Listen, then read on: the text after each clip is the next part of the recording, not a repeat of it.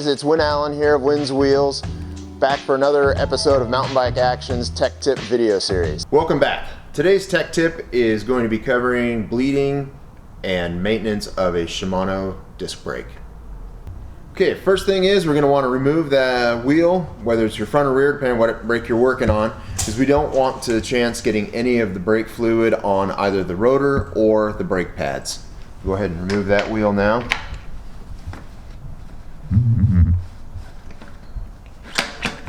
Pull that out and keep it a safe distance away from our work.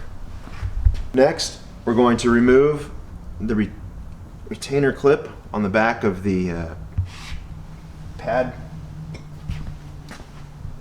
Oh, this is going to be a 3mm to remove the brake pads out of the caliper. Pull your pads out and set those aside again in a safe area. Now we're going to take a look inside the brake caliper here, and you notice all the brake dust, some grime in there. We want to get that clean before we retract the pistons because we don't want to draw any of that into the caliper. So taking a clean rag, it's easiest to work from the back to the front. We just push that through. I'm just going to back and forth a few times.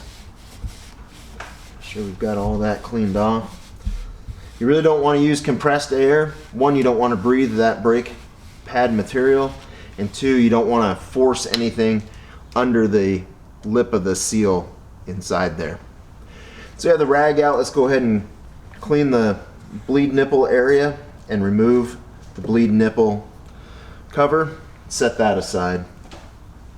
Again, making sure that this stuff is all clean because we don't want to introduce any dirt or foreign bodies. All right, now that we have that cleaned up, you can see the amount of grime we've gotten off. That all would have been potentially put inside the system. So the safest way to retract the pistons is with a nylon or plastic brake lever and just slowly push it back into the housing. This is a 4-piston system, so we have to do that 4 times. And you'll know that they're fully retracted when you go to install your pad, your spacer, your bleed block, excuse me, into the system. And you notice this bleed block is not wanting to go in. And it has to do with the overlap of the caliper and the adapter. So what we're going to do is just loosen up our caliper here. A couple turns, and it'll slide right into place. We're going to use the same bolt that holds the brake pads in to hold our bleed block in. Just a couple turns, you don't need to tighten it down with any force. The caliper can stay loose because that will help us recenter once we are finished with the bleed. Next, we're going to take our syringe that's designed for this system and the hose for it and fill it. Important thing while we're filling is to introduce as little air as possible. Since we're doing a front, about 3/4 of a syringe will be enough. But as you can see here, we have a large air bubble trapped inside our syringe. So what we're going to want to do is tip our syringe up, put the tip of the hose back in our container, and ever so slightly push that air out until it's all out. Wiping your hose down just to make sure that we don't make a mess when we attach. With the 7mm, I like to use the box end, put that onto the bleed nipple, and then we're going to press on the hose. Now we can go up to the lever, and at the master cylinder here, we're going to open up the bleed port. Have a rag ready. Sometimes this can be under pressure if there's air in the system. We'll want to burp out. So again, keeping that clean. You're going to have the bolt and an O-ring here, so make sure that you reseat this O-ring so it doesn't get pushed inside the master cylinder when you reinstall it. Set that aside for now, and we're going to use our Shimano bleed cup, which threads in to where that bolt and O-ring just came out of. This only goes down just till you feel it stop. If you force it, you will strip it and add more work to your day. Okay, now we're going to crack the bleed screw open about a quarter to a half turn, and we're going to push constant pressure and watch our bleed cup. If these brakes have been on for a while, you're going to see a dark gray or black color. This one here, you see it's fairly pink in color, which is similar to the color that we're introducing to the system. So this system is fairly clean. Once you've pushed your syringe through, making sure you don't exceed the cup's volume, you want to close that bleed screw up. You're going to remove the syringe and hose as one piece and remove your box end wrench.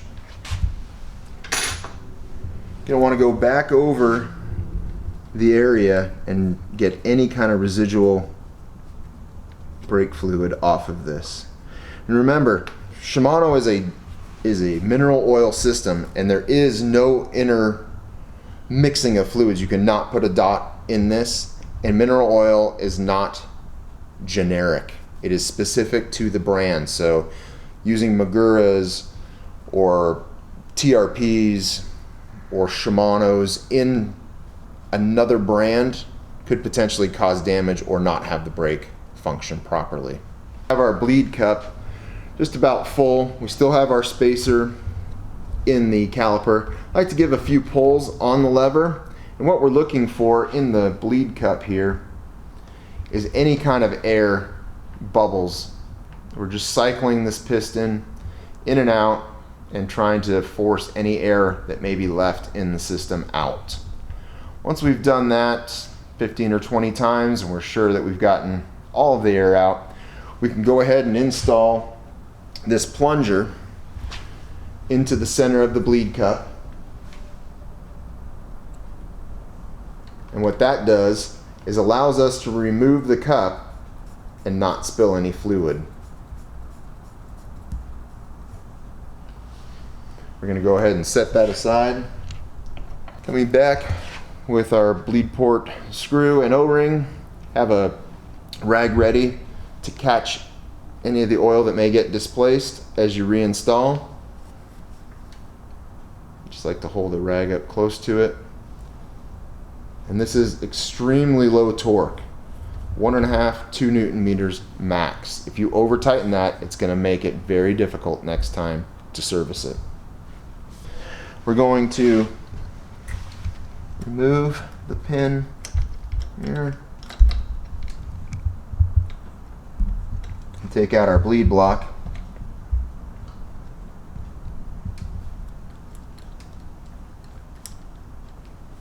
It's going to push the block to the inside, and that'll slide right out. Now's a good time to take a look at the condition of your brake pads. And you have a left and right specific pad as well as a pad spring. The spring serves the purpose of helping to keep the pads up against the pistons so they don't chatter or rub while you're riding. So thickness on these looks good. Check both sides because they can wear unevenly, so you want to make sure. Each manufacturer does have different pad thicknesses for minimum thickness, so you want to check with the manufacturer of the brand that you're working with, and don't assume that all pad thicknesses are the same from brand to brand. We're going to put our spring on, we're going to put our right side on, and then we put it in sort of as a cartridge or one piece. The pads will slide in from the back. Taking our bolt Sliding it in. Sometimes you have to wiggle it just a bit to get the 3 holes to line up between the pad, the spring, and the other pad. And again, this is a very low torque, 1 to 2 Newton meters max. Okay, and we're gonna put our retainer clip back on. That helps in case the bolt were to vibrate loose. You will still have the bolt in place and the pads won't fall out. That just clips from the inside. Our last bit here is going to be to cover up the bleed nipple with the rubber boot that was on there before. Okay, now it's time to reinstall the wheel. Again, another good opportunity to take a look at wear on our rotors. Most, if not all, rotor manufacturers will have a minimum thickness. For Shimano, it's 1.5 millimeters. And what you're going to want to do is measure that thickness in various spots across the rotor, because rotors do not wear evenly or flat. So you're looking for the thinnest spot on the rotor. A good tool for that, which is a little much for the consumer, but in the shop what we use is a pair of digital calipers to capture that dimension. And that way we're sure, we're not just guessing and saying, it feels worn or looks thin. We can have a very black and white, if you will, number to work with. Here's a pair of those calipers here, you can see. So what we're gonna do is hold this wheel horizontal, and we're gonna come at it from the outside. We're just gonna take various measurements here. So we're looking at 1.72. This rotor is wearing quite evenly. We got, a few tenths here and there of variance, and it's still within specs. So we're going to go ahead and run this rotor. So now we're going to reinstall the wheel onto the bike.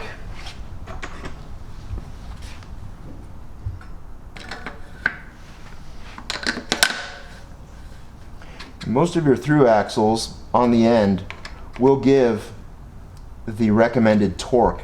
And it's important because there's a lot of force, whether it be braking force or impact force, on the wheel. So torquing these down is critical. If you're on the trail and you get a flat, get it down tight, but torque it when you get home. Since we're in a shop environment, we're going to go ahead and torque that down.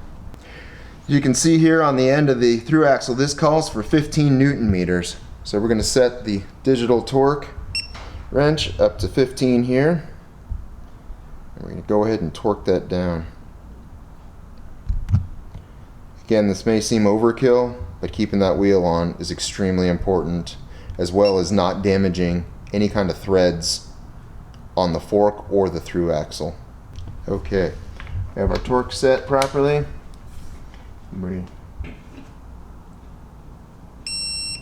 Okay, and that's it. Now we know the wheel is secure in the dropout. Manufacturer spec on these bolts is going to be 10 Newton meters. And again, very important and critical that it's not over torqued, chance cracking the casting, stripping the bolt. And under torque obviously would come loose, which is not ideal while you're riding.